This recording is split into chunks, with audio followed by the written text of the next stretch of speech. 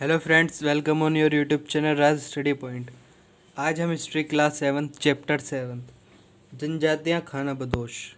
इस चैप्टर का first part हम अपने यूट्यूब चैनल राज स्टडी पॉइंट पर अपलोड कर चुके हैं। आज हम सेकंड पार्ट पढ़ेंगे, जिसमें हमारा टॉपिक है बदलता समाज, नई जातियाँ और श्रेणियाँ। जैसे जैसे अर्थव्यवस्था और समाज की ज़रूरतें बढ़ती गईं, नए हुनर वाले लोगों की आवश्यकता पड़ी। जैसे अर्थव्यवस्था में परिवर्तन आया और समाज जो था उसकी ज़रूरतें बढ़ी, तो नए काम करने वालों की भी आवश्यकता उसी प्रकार से बढ़ती गई। वर्णों के भीतर छोटी छोटी जातियाँ उभरने लगी। जैसा कि 4 वर्ण थे, तो उनके भीतर क्या हुआ, अब छोटी छोटी जातियाँ जो थी वो उभरने लगी थी। उदाहरण के लिए ब्राह्मणों के बीच नई जातियां सामने आई। दूसरी ओर कई जनजातियों और सामाजिक समूहों को जाति विभाजित समाज में शामिल कर लिया गया। जो ये जातियां भर रही थी, और दूसरी तरफ क्या करा गया कि जो कई जनजाति और सामाजिक समूह थे उन्हें भी जाति विभाजित समाज में शामिल कर लिया गया था और उन्हें जातियों में रखा गया, उन्हें जातियों का दर्जा दे दिया गया।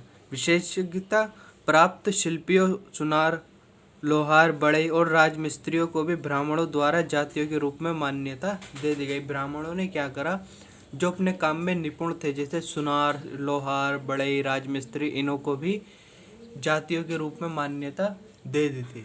वर्ण की बजाय अब जाति समाज के संगठन का आधार बनी। पहले क्या था, समाज जो संगठित हुआ था वो वर्ण के आधार पर था, 4 वर्ण। परंतु अब क्या होने लगा कि जो समाज है वो जाति आधार का होने लगा था।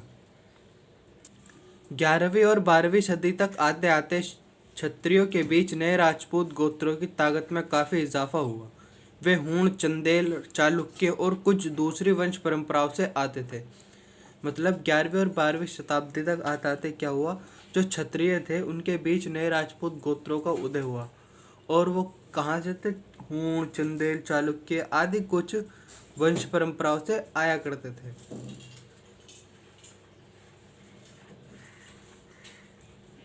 इनमें से कुछ पहले जनजातियों में आते थे और बाद में कई कुल राजपूत मान लिए गए। धीरे धीरे उन्होंने पुराने शासकों की जगह ले ली, विशेषता कृषि वाले क्षेत्रों में।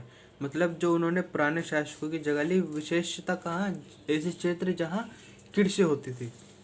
यहाँ कई तरह के परिवर्तन हो रहे थे और शासकों ने शक्तिशाली राज्यों के निर्माण में अपनी संपदा का इस्तेमाल किया। जो भी उनकी संपदा थी उसका शासकों ने अपने शक्तिशाली राज्य बनाने में उस सबका इस्तेमाल करा। शासकों के रूप में राजपूत गोत्रों के उदय का उदाहरण का जनजातीय लोगों ने अनुसरण किया। धीरे धीरे ब्राह्मणों के समर्थन से कई जनजातियां जाति व्यवस्था का हिस्सा बन गई। ब्राह्मणों के समर्थन से क्या हुआ, जो कई जनजातियां थी वो जाति व्यवस्था का हिस्सा बनने लगी थी। लेकिन केवल प्रमुख जनजातीय परिवार ही शासक वर्ग में शामिल हो पाए। उनकी बहुसंख्यक आबादी समाज की छोटी जातियों में ही जगह बना पाई। दूसरी तरफ पंजाब, सिंध और उत्तर पश्चिमी सरहद की प्रभुत्वशाली जनजातियों ने काफ़ी पहले ही इस्लाम को अपना लिया था।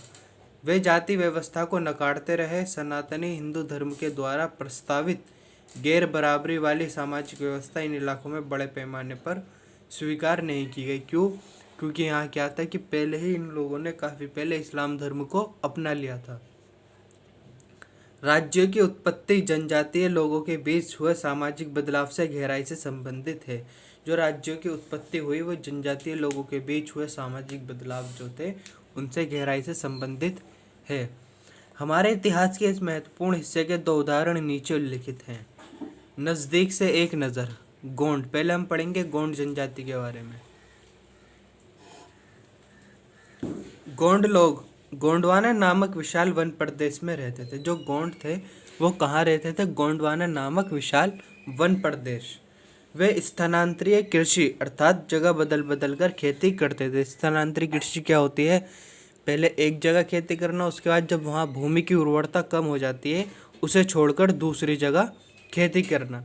तो वे गोंड जो थे इसी प्रकार की खेती करते थे। विशाल गोंड जनजाति कई छोटे छोटे कुलों में बटी हुई थी। ये जो जनजाति थी ये कई छोटे छोटे कुलों में, कुल यानी परिवारों में बटी हुई थी। प्रत्येक कुल का अपना राजा या राय होता था। जिस समय दिल्ली के सुल्तानों की ताकत बढ़ रही थी, घट रही थी, सॉरी, बढ़ नहीं घट रही थी, उसी समय कुछ बड़े गोंड राज्य छोटे गोंड सरदारों पर हावी होने लगे थे। जो बड़े राज्य थे गोंड, उन्होंने क्या करा, वे छोटे गोंड सरदारों पर हावी होने लगे। अकबर के जो शासनकाल के इतिहास में अकबरनामा है, उसमें उल्लिखित है कि गढ़कटंगा के गोंड राज्य में 70,000 गांव थे। इन राज्यों की प्रशासनिक व्यवस्था केंद्रीयकृत हो रही थी। राज्य जो है गढ़ों में विभाजित होते थे। जो गोंड राज्य है वो गढ़ों में विभाजित होते थे और हर गढ़ की किसी खास गोंड कुल के नियंत्रण में था।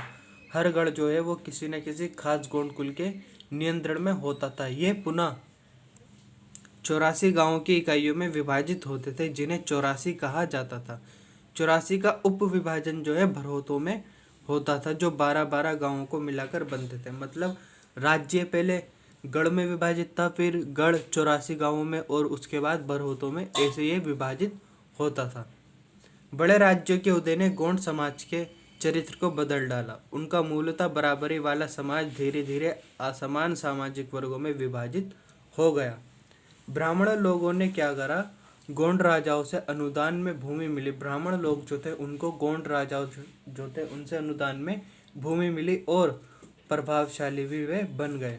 गोंड सरदारों को अब राजपूतों के रूप में मान्यता प्राप्त करने की चाहत हुई। इसलिए गढ़कटंगा के गोंड राजा अमनदास, गढ़कटंगा के जो गोंड राजा थे अमनदास, उन्होंने संग्राम शाह की उपाधि धारण की और उनका जो पुत्र था दलपत ने महोबा के चंदेल राजपूत राजा सालबाहन की पुत्री राजकुमारी दुर्गावती से विवाह किया। जो गढ़कटंगा के राजा थे गोंड राजा अमनदास, उन्होंने संग्राम शाह की उपाधि धारण की। उसके बाद क्या, उनका जो पुत्र था दलपत, उसने महोबा के चंदेल राजपूत शासक सालबाहन की पुत्री से विवाह करा, जिनका नाम था राजकुमारी दुर्गावती। दलपत की मृत्यु कम उम्र में ही हो गई। रानी दुर्गावती बहुत योग्य थी और उसने अपने 5 साल के पुत्र वीर नारायण के नाम पर शासन की बागडोर संभाली। उसके समय राज्य का और अधिक विस्तार हुआ। दुर्गावती के समय राज्य का और अधिक विस्तार हुआ। 1565 में आसिफ खान के नेतृत्व में मुगल सेनाओं ने गढ़कटंगा पर हमला किया। 1565 में क्या हुआ कि आसिफ खान मुगल सेना में था, इसके नेतृत्व में मुगल सेनाओं ने गढ़कटंगा पर हमला किया और रानी दुर्गावती ने इनका जमकर सामना किया और अंत में उनकी मृत्यु हो जाती है इस युद्ध में, और उनके पुत्र वीर नारायण को भी मार दिया जाता है। गढ़कटंगा एक समृद्ध राज्य था। इसने हाथियों को पकड़ने और दूसरे राज्यों में उनका निर्यात करने के व्यापार में खासा धन कमाया। गढ़कटंगा ने क्या करा, हाथियों को पकड़ने और दूसरे राज्यों में उनका निर्यात करने से अच्छा धन कमाया था। जब मुगलों ने गोंडों को हरा दिया था, तो उन्होंने लूट में बेशकीमती सिक्के और हाथी बहुतायत में हथिया लिए। उन्होंने राज्य का एक भाग अपने कब्जे में किया और शेष भाग वीर नारायण के चाचा चंदर शाह को दे दिया। गढ़कटंगा के पतन के बावजूद गोंड राज्य कुछ समय तक चलता रहा, लेकिन वे काफ़ी कमज़ोर हो गया और बाद में अधिक शक्तिशाली बुंदेलों और मराठों के खिलाफ उनके संघर्ष असफल रहे और उनकी पराजय हो गई। अहोम लोग मौजूदा म्यांमार से आकर 13वीं सदी में ब्रह्मपुत्र घाटी में आ बसे। अहोम जो थे मौजूदा म्यांमार से आए, ये भी जनजातीय समूह था, मौजूदा म्यांमार से आया और ये 13वीं शताब्दी में आकर ब्रह्मपुत्र घाटी में बसे। उन्होंने भूइयाँ यानी भूस्वामी लोगों की पुरानी राजनीतिक व्यवस्था का दमन करके नए राज्य की स्थापना की। 16वीं सदी के दौरान उन्होंने चुटियों और कोचहाजों के राज्यों को अपने राज्य में मिला लिया। उन्होंने कई अन्य जनजातियों को भी अपने अधीन कर लिया। अहोमों ने एक बड़ा राज्य बनाया और इसके लिए 1530 के दशक में ही, इतने वर्षों पहले, उन्होंने आग्नेय अस्त्रों का यानी जो आग उगलने वाले अस्त्र होते हैं उनका इस्तेमाल किया। 1660 तक आते आते वे उच्च स्तरीय बारूद और तोपों का निर्माण करने में सक्षम हो गए थे, लेकिन अहोमों लोगों को दक्षिण पश्चिम से कई आक्रमणों का सामना भी करना पड़ा। 1662 में मीर जुमला के नेतृत्व में मुगलों ने अहोम राज्य पर हमला किया और अहोम बहादुरी से इसका सामना करते हुए इस हमले का पराजय हुई अहोमों की।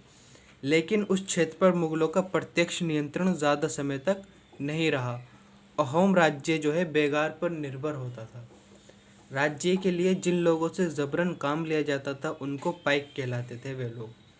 अहोम राज्य में एक जनगणना भी की गई थी। प्रत्येक गांव को अपनी बारी पर जब भी उसकी बारी आती थी तो निश्चित संख्या में पाइक भेजने पड़ते थे। इसके लिए जनगणना के बाद क्या हुआ, जो सघन आबादी वाले इलाके थे और कम आबादी वाले इलाके, तो सघन आबादी वाले इलाके से लोगों को कम आबादी वाले इलाकों में स्थानांतरित भी करवाया गया था। इस प्रकार अहोम कुल टूट गए। 17वीं शताब्दी का पूर्वार्ध पूरा होते होते प्रशासन खासा केंद्रीकृत हो चुका था। लगभग सभी वयस्क पुरुष युद्ध के दौरान सेना में अपनी सेवाएं प्रदान करते थे। दूसरे समय वे बांध, सिंचाई व्यवस्था इत्यादि के निर्माण या अन्य सार्वजनिक कार्यों में जुटे रहते थे। अहोम लोग चावल की खेती के लिए नए तरीके भी अमल में लाए थे। अहोम समाज जो है कुलों में विभाजित था, जिन्हें खेल कहा जाता था। वहाँ दस्तकारों की बहुत कम जातियाँ थी, इसलिए अहोम क्षेत्र में दस्तकार निकटवर्ती क्षेत्रों से आए। एक खेल के नियंत्रण में प्राय कई गांव होते थे। खेल यानी कुल। किसान को अपने ग्राम समुदाय के द्वारा जमीन दी जाती थी। समुदाय की सहमति के बगैर राजा तक इसे वापस नहीं ले सकता था। ये चैप्टर हमारा फिनिश हो चुका है। मिलते हैं नेक्स्ट वीडियो में। वीडियो अच्छे लगे तो वीडियो को लाइक करें, अपने फ्रेंड के साथ शेयर करें और हमारे यूट्यूब चैनल राज स्टडी पॉइंट को सब्सक्राइब करें। Thank you.